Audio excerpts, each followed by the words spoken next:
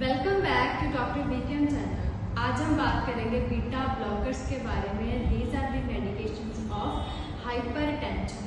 Beta blockers किन receptors को block करती हैं? Beta 1 receptors and beta 2 receptors को। हमारी बॉडी में beta 1 receptors are present in heart and beta 2 receptors are present in lungs. तो ये मेडिकेशंस क्या करती हैं? उन रिसेप्टर्स को ब्लॉक करती हैं एंड पेशेंट का ब्लड प्रेशर डाउन कर देती हैं और हाइपरटेंशन को नॉर्मल ब्लड प्रेशर में कन्वर्ट कर देती हैं। तो आज हम इनके बारे में बात करेंगे and also we will discuss one question regarding this medication.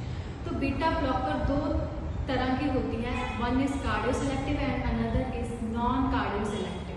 जो कार्डियो सेलेक्टिव है वो पेशेंट के सिर्फ बीटा 1 रिसेप्टर्स पे काम करती है and those receptors are present in only heart.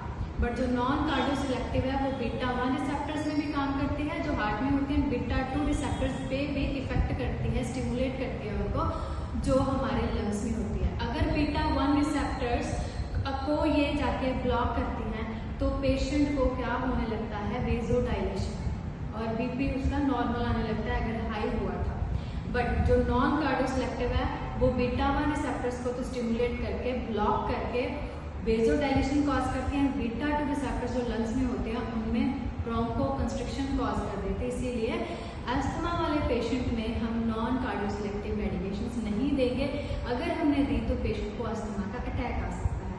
तो इनके अंडर अलग अलग मेडिकेशंस होते हैं। बीटा ब्लॉकर्स के पीछे लोल लगता है एंड कार्डियो सिलेक्टिव मेडिकेशंस होती हैं atenolol, esmolol and metoprolol.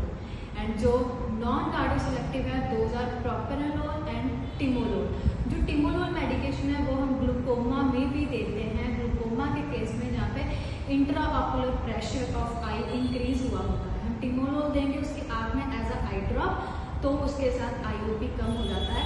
But इसके गाइडलाइन है कि जब भी हम टिमोलोल देते हैं we will teach patient to press inner canthus, ताकि वो जो आपकी मेडिकेशन है वो पेशेंट के ब्लड में ऑब्जॉर्व ना हो जाए। अगर ऐसा हुआ तो ग्लूकोमा तो ठीक हो जाएगा बट पेशेंट को हाइपोटेंशन होने लगता है।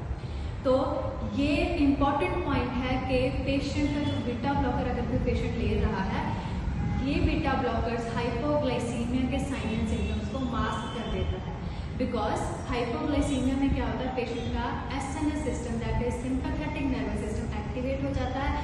पेशेंट को क्या होने लगता है? पैल्पिटेशंस, एनोरेक्सिया वगैरह, टेम्परेचर हाई होने लगता है, पेशेंट विल स्टार्ट ट्रेमरिंग।